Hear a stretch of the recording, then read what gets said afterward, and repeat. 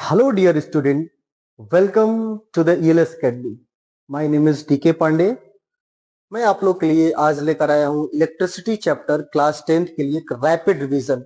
तो बच्चों, इस रैपिड रिवीजन में हम लोग कंसेप्ट को भी डिटेल्स में देखेंगे और साथ ही साथ एक शॉर्ट रिवीजन रहेगा आपके लिए, और इसमें बहुत सारे प्रॉब्लम्स करेंगे। लेकिन प्रॉब्लम्स करने से पहले बच्चों न्यू फाउंडेशन की आवश्यकता होती है। सो फाउंडेशन हमारा जो होता है वो कॉन्सेप्ट होता है। फिजिक्स के अंदर फाउंडेशन का मजबूत होना, कॉन्सेप्ट का मजबूत होना अति आवश्यक है। तो बच्चों, हम लोग सबसे पहले फाउंडेशन अपना मजबूत करेंगे, एक डिटेल्स में एक आपको एक एक्सप्लेनेशन देंगे जो कोई भी क्वेश्चन को सॉल्व करने के लिए सक्षम रहेगा। ठीक है, सो आप लोग कनेक्टेड हो जाइए। मैं वन बाय वन पॉइंट को डिस्कस करता हूं और इससे रिलेटेड जितने सारे प्रॉब्लम्स जो बोर्ड में आते हैं और जो बोर्ड में आने वाले हैं उन सब के बारे में हम लोग डिस्कशन करेंगे। लेकिन अगर आप लोग इस थ्योरी को नहीं पढ़िएगा तो आपसे वो क्वेश्चन नहीं बनेगा। सो सबसे पहले इस थ्योरी को अच्छे से लर्न करते हैं। ठीक है, तो सबसे पहले बच्चों हम लोग पढ़ेंगे इस चैप्टर के अंदर कंडक्टर के बारे में। तो बच्चों, कंडक्टर क्या होता है? एक ऐसा मटेरियल जो चार्ज को अलाउ करता है अपने से हो करके पास करने के लिए, उसको हम लोग क्या बोलते हैं? कंडक्टर बोलते हैं। तो बच्चों, कंडक्टर का एग्जाम्पल अगर हम बात करें कि कंडक्टर का एग्जाम्पल क्या होगा, तो आप बोल सकते हो जो मेटल्स होते हैं बच्चों जनरली कंडक्टर होते हैं। ग्रेफाइट का आप एग्जाम्पल बता सकते हो कि ग्रेफाइट भी क्या है? कंडक्टर है।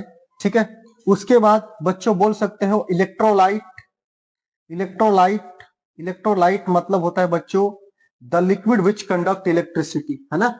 लिक्विड होता है बेटा, लिक्विड जो होता है ना, लिक्विड। इलेक्ट्रोलाइट एक लिक्विड होता है जो बच्चों कंडक्टिंग होता है। कैसा होता है? कंडक्टिंग होता है। Very good. तो बच्चों, ये हमारा मेटल कंडक्टर का एग्जांपल हो सकता है। ठीक है, अब बच्चों नेक्स्ट पॉइंट हम लोग लेते हैं इंसुलेटर के बारे में कि इंसुलेटर क्या होता है। तो बच्चों, ऐसा सब्सटेंस या ऐसा मटेरियल जो अपने से हो करके करंट को अलाउ ना करता हो पास करने में, उसको हम लोग बोलते हैं इंसुलेटर। तो बच्चों, अगर मान लो ये मटेरियल है इंसुलेटर, एक वायर है बच्चों, कोई भी वायर, मतलब एक्चुअली इंसुलेटर का वायर बनता नहीं है, बट एक मटेरियल है जो इस शेप का है, और इसमें से अगर आप इलेक्ट्रॉन एनर्जी दोगे तो बच्चों इलेक्ट्रॉन जो है ना, ये इलेक्ट्रॉन उसके अंदर बहुत कम इलेक्ट्रॉन रहेंगे, मतलब बहुत लेस अमाउंट में फ्री इलेक्ट्रॉन आते हैं, मूवेबल इलेक्ट्रॉन आते हैं। तो इसलिए बच्चों यहाँ पे जो इलेक्ट्रॉन होते हैं वो फ्लो नहीं करते हैं, डू नॉट फ्लो। इसलिए बच्चों ऐसे मटेरियल जिसके अंदर से इलेक्ट्रॉन फ्लो नहीं करते हैं उनको हम लोग इंसुलेटर बोलते हैं। सो नेक्स्ट पॉइंट बच्चों, हम लोग इलेक्ट्रिक करंट के बारे में पढ़ते हैं। तो बच्चों, जब चार्ज का फ्लो होने लगता है तो वो करंट बनता है। किसी भी कंडक्टर के अंदर जब कोई चार्जेस फ्लो करने लगते हैं तो क्या बनता है? इलेक्ट्रिक करंट बनता है। और बच्चों, हम जानते हैं कि इलेक्ट्रिक करंट के लिए रिस्पॉन्सिबल है बच्चों मूविंग इलेक्ट्रॉन्स। और जनरली बच्चों जितने सारे मूविंग इलेक्ट्रॉन होते हैं वो सब फ्री इलेक्ट्रॉन होते हैं, और फ्री इलेक्ट्रॉन जब हमारे कंडक्टर के अंदर मूव करते हैं तो उसको हम लोग बोलते हैं इलेक्ट्रिक करंट, है ना? तो बच्चों, जब भी चार्ज फ्लो करेंगे, जब भी आयंस फ्लो करेंगे, है ना, तो आयंस कहाँ फ्लो करते हैं बच्चों? तो लिक्विड के अंदर आयंस फ्लो करते हैं, है ना, और कंडक्टर के अंदर चार्जेस फ्लो करते हैं। तो चाहे आयंस फ्लो करेंगे, चाहे इलेक्ट्रॉन फ्लो करेंगे, दोनों ही कंडीशन में इलेक्ट्रिक करंट बनेगा। ठीक है, हम लोग आगे बात करेंगे। कन्वेंशनली अगर देखा जाता है बच्चों, कन्वेंशनली अगर देखा जाता है तो मैं आपको यहाँ पे एक्सप्लेन करता हूँ, अच्छे से ध्यान से देखिएगा कि डायरेक्शन ऑफ, जैसे मान लो बच्चों एक सेल हमने बना दिया। ठीक है, बहुत ही डिटेल्स में आपको एक्सप्लेनेशन दे रहे हैं और साथ ही साथ आप इसका रैपिड रिवीजन भी कर पाओगे। तो बच्चों, अगर आपने ऐसा सेल देखा होगा, इसको हम लोग प्लस टर्मिनल बोलते हैं और बच्चों इसको माइनस टर्मिनल बोलते हैं। लेकिन प्लस टर्मिनल को हम ऐसे बड़ा टर्मिनल ऐसे शो करते हैं और माइनस को बेटा ऐसे टर्मिनल शो करते हैं और ये वायर के साथ कनेक्ट कर देते हैं। ठीक है बच्चों, तो बच्चों इसका जो पोटेंशियल होता है, इस टर्मिनल का जो पोटेंशियल होता है वो हायर पोटेंशियल होता है बच्चों, और इस छोटे वाले टर्मिनल का पोटेंशियल होता है, इसका लोअर पोटेंशियल होता है। तो बच्चों इलेक्ट्रॉन जो होते हैं हायर पोटेंशियल से लोअर पोटेंशियल की तरफ फ्लो होते हैं। यानी कि इलेक्ट्रॉन का फ्लो, बेटा ये इलेक्ट्रॉन का फ्लो है ना, ये इलेक्ट्रॉन का फ्लो है। इलेक्ट्रॉन का फ्लो होता है हायर टू लोअर, यानी कि higher potential to lower potential. कौन फ्लो करता है बच्चों? तो ये इलेक्ट्रॉन होते हैं जो higher potential to lower potential flow करते हैं। लेकिन बच्चों कन्वेंशनली करंट का जो डायरेक्शन होता है वो opposite to the direction of flow of electron.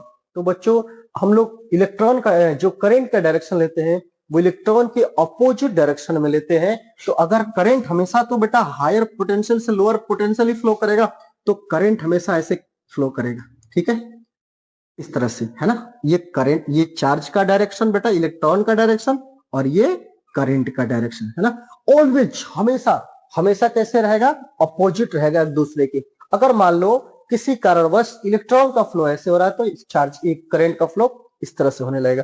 हमेशा हमेशा इलेक्ट्रॉन और करंट अपोजिट में फ्लो करते हैं, ये बात ध्यान रखिएगा हमेशा, हर कंडीशन में। ऐसा कोई कंडीशन ही नहीं है जो चेंज कर सकता है इसको, ठीक है। और बच्चों next point, electric current is denoted by letter I. तो बच्चों इलेक्ट्रिक करंट जो होता है ना, वो करंट को हम लोग कैसे दिखाते हैं, आई से दिखाते हैं बेटा, है ना। इसको हम लोग क्या करते हैं, इसका डिफाइन कैसे करते हैं, electric current is expressed by the rate of flow of charge. बच्चों rate of flow of charge को मैं यहाँ पे एक्सप्लेन करता हूँ, पहले इसका स्क्रीनशॉट ले लीजिए आप। स्क्रीनशॉट लेने से पहले देखिए यहाँ पे, अगर मैं यहाँ पे एक्सप्लेन कर दूं तो आई मतलब current is equal to rate of flow of charge. तो बच्चों चार्ज को हम लोग क्यू से दिखाते हैं और टाइम को टी से। तो जब भी करंट निकलना होगा तो ये फॉर्मूला आप यूज कर सकते हो बेटा। ये जो क्यू होता है ये होता है चार्ज, और ये होता है आपका टाइम, है ना, चार्ज और टाइम। तो बच्चों ये चार्ज जो होता है, चार्ज का एसआई यूनिट जो होता है, एसआई यूनिट जो होता है बेटा वो होता है कूलम। चार्ज का एसआई यूनिट होता है कूलम और टाइम का एसआई यूनिट होता है सेकंड, है ना, सेकंड, ठीक है। तो इस तरह से इसका यूनिट, करंट का यूनिट हो जाएगा कूलम पर सेकंड। और बच्चों कूलम पर सेकंड को हम लोग बोलते हैं एम्पियर, है ना। और सिंपल हम लोग एम्पियर को simple A, capital letter A से दिखाते हैं, ठीक है।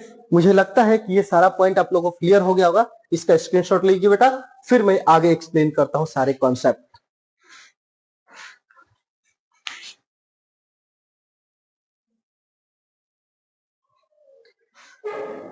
तो देखिए बच्चों, अब हम लोग डिस्कस करेंगे कि 1 एम्पियर करंट क्या होता है। तो 1 ampere is that much current when 1 coulomb of electric charges flow through a conductor in 1 second. बच्चों अगर मान लो हमारे पास ये कंडक्टर, ठीक है, ये कंडक्टर है और इससे बच्चों यहां से चार्ज फ्लो हो रहे हैं, Q is equal to 1 coulomb charge बेटा फ्लो हो रहा है।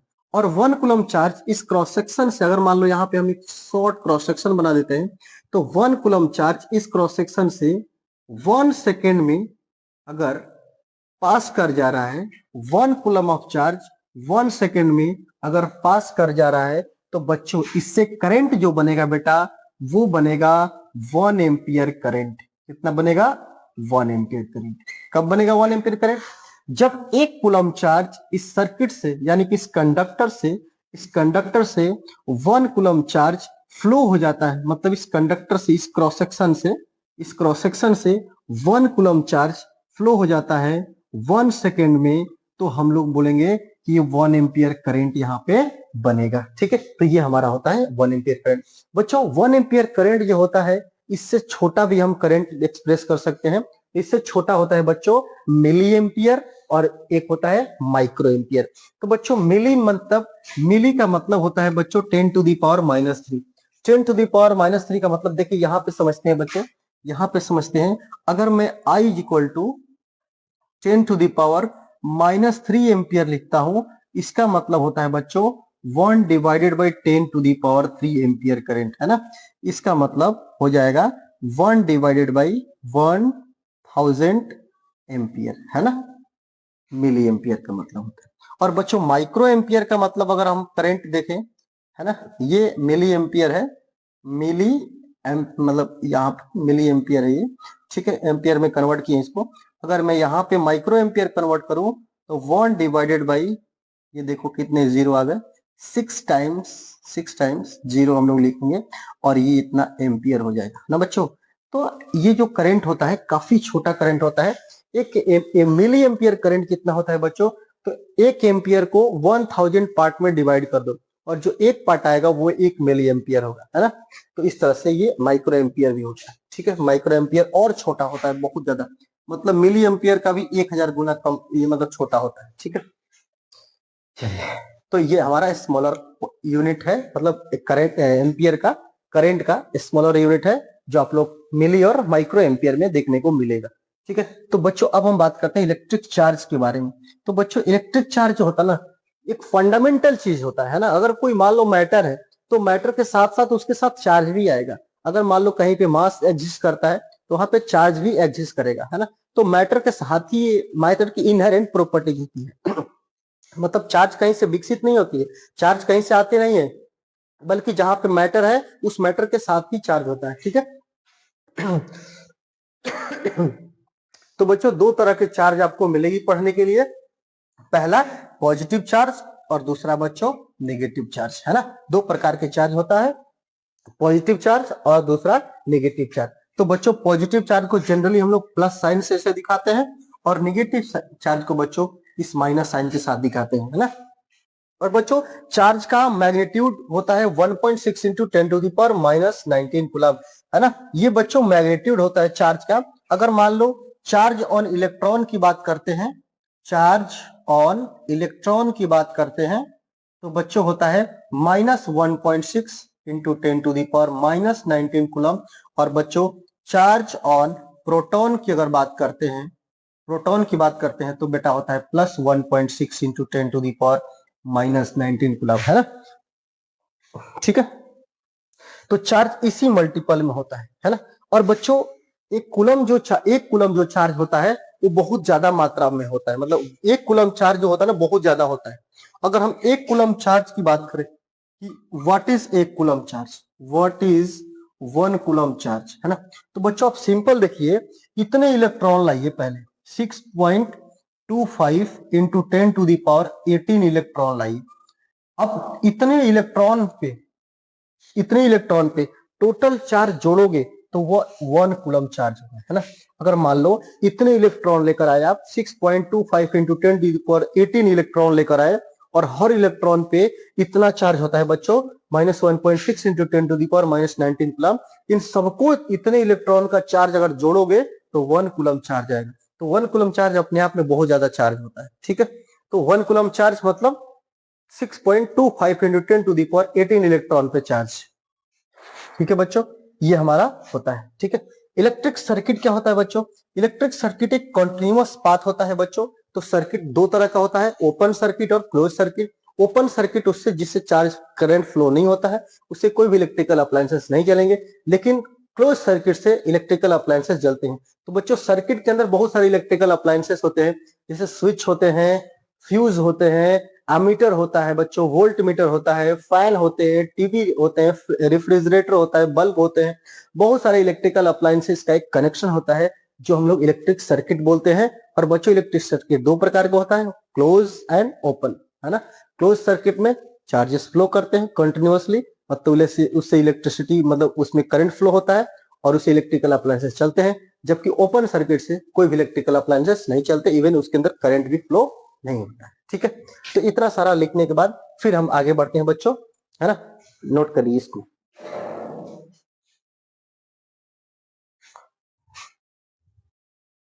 बच्चों आगे बढ़ते हैं, आमीटर के बारे में जानते हैं कि आमीटर क्या होता है। बच्चों एक करंट मेजर करने के लिए डिवाइस होता है जो सर्किट के अंदर सीरीज में यूज करते हैं।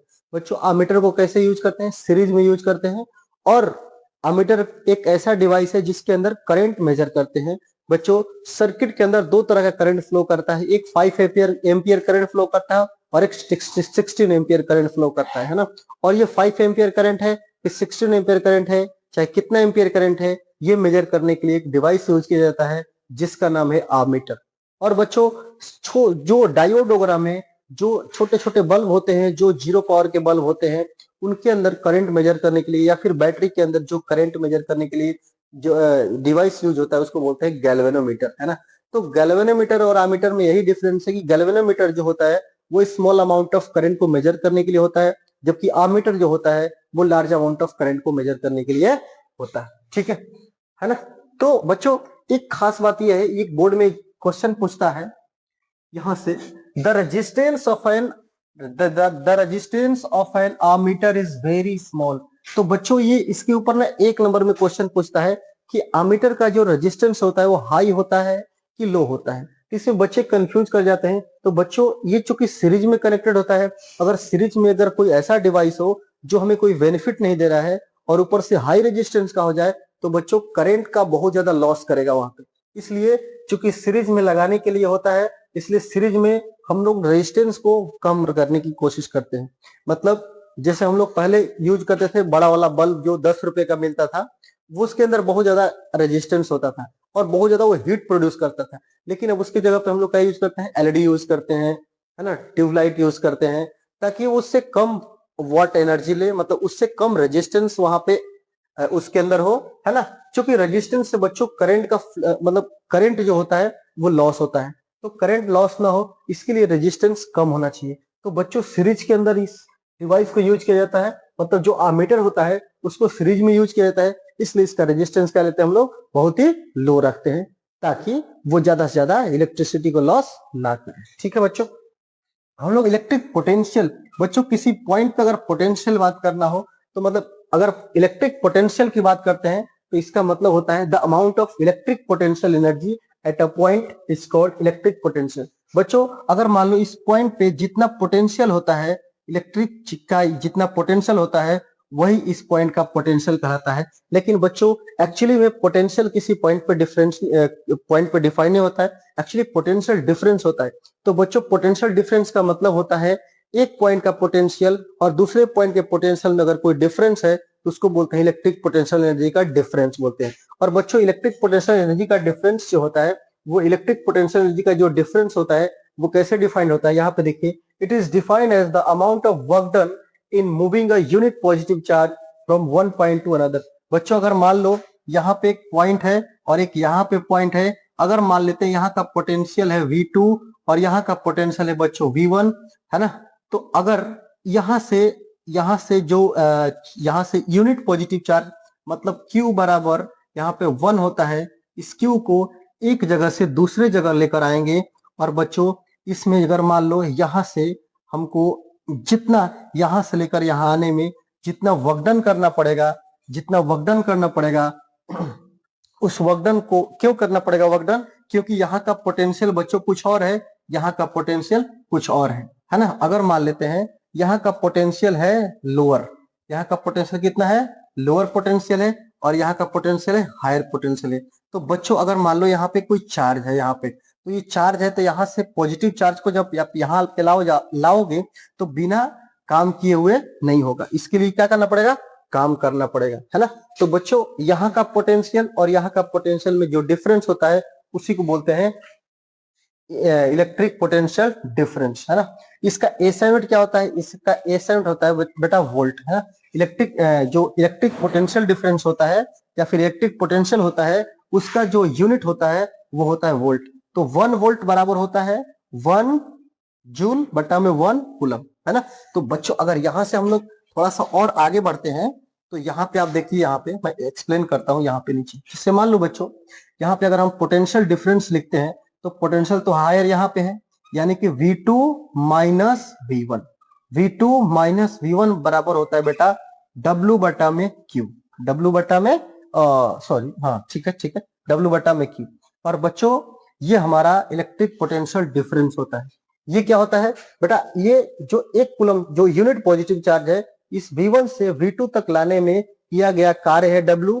और चार्ज, ये चार्ज बेटा, ये चार्ज कितना अमाउंट में है, वो ज्यादा अगर चार्ज रहेगा तो ज्यादा रिपेल करेगा इसको, और अगर कम चार्ज रहेगा तो कम रिपेल करेगा, है ना। तो इस बात पे भी डिपेंड करता है कि कितना चार्ज, ठीक है। तो ये होता है हायर पोटेंशियल, V2 यहाँ पे क्या है, हायर पोटेंशियल, और V1 क्या है, लोअर पोटेंशियल। तो बच्चों higher potential minus lower potential is equal to, ये कैसे निकलेगा, ये निकलेगा बेटा वर्क डन बटा में चार्ज, है ना। Higher potential minus lower potential, हमेशा बच्चों जो हायर पोटेंशियल होगा उसी में से जो लोअर पोटेंशियल होगा उसी को घटाना, आप हमें हमेशा ये वाला फॉर्मूला यूज करना, ठीक है। अच्छा 1 वोल्ट क्या होता है बच्चों, 1 वोल्ट क्या होता है, 1 volt electric potential difference is equal to the 1 joule of work done work to be done to move a charge of 1 coulomb from one point to another in electric circuit. बच्चों एक मान लेते हैं यहाँ से यहाँ इलेक्ट्रिक सर्किट, ठीक है, ये मान लेते हैं इलेक्ट्रिक सर्किट है बच्चों। अब इलेक्ट्रिक सर्किट को देखिए ध्यान से, मान लेते हैं ये इलेक्ट्रिक सर्किट है, ठीक है बच्चों। तो अब यहाँ से कितना चार्ज फ्लो कराएंगे, यहाँ से कितना चार्ज फ्लो कराएंगे, तो बच्चों 1 जूल वर्क डन करेंगे। कितना जूल? 1 जूल वर्क डन करेंगे, है ना, 1 जूल वर्क डन करेंगे। कितना चार्ज को फ्लो कराने के लिए? 1 कूलम चार्ज को फ्लो कराने के लिए बच्चों। 1 कूलम चार्ज को फ्लो कराने के लिए 1 जूल वर्क डन करते हैं, तो बच्चों वहां पे जो पोटेंशियल डिफरेंस आता है वो आता है 1 वोल्ट, है ना बच्चों। अगर इसको 1 करना है बेटा, ये दोनों क्या होना चाहिए? अगर 1, ये 1 बेटा तभी होगा जब ऊपर भी 1 रहेगा और नीचे भी 1 रहेगा। ये दोनों कट के अगेन 1 और 1, है ना। तो 1, अगर 1/1 है तो 1 आएगा आंसर, है ना। तो ये तभी 1 होगा जब ये दोनों 1-1 होंगे, ठीक है। इसका मतलब एक कूलम चार्ज को, एक मतलब सर्किट के अंदर एक कूलम चार्ज को 1 जूल वर्क डन करने में, मतलब 1 जूल अगर वर्क डन करने में लग गया तो समझ जाओ कि वहां पे कितना वोल्ट क्रिएट होगा? 1 वोल्टेज क्रिएट होगा। यानी फिर से सुन लीजिए ध्यान से, एक कूलम चार्ज को अगर मतलब 1 जूल वर्क डन किया जाए तो वहां पे 1 वोल्ट पोटेंशियल प्रोड्यूस होगा, है ना। इसका मतलब ये होता है, ठीक है। इसको नोट कीजिए, फिर मैं आपको आगे एक्सप्लेन करता हूं, ठीक है। तो हम लोग बेटा, अब हम लोग इसका नेक्स्ट पार्ट देखेंगे। तो नेक्स्ट पार्ट में कुछ और थ्योरेटिकल चीज रहेगा और थ्योरेटिकल के साथ साथ और इंपॉर्टेंट पॉइंट आएंगे और कुछ डेरिवेशन आएगा और फिर न्यूमेरिकल आएगा, ठीक है। तो बेटा पॉइंट जो पार्ट 2 है वो वेट कीजिएगा आप लोग। मेरे को अगर ये पार्ट अगर अच्छा लगा होगा तो मैसेज कीजिएगा, डेफिनेटली आप लोग के लिए पार्ट 2 भी बनाएंगे। Thank you so much, have a nice day.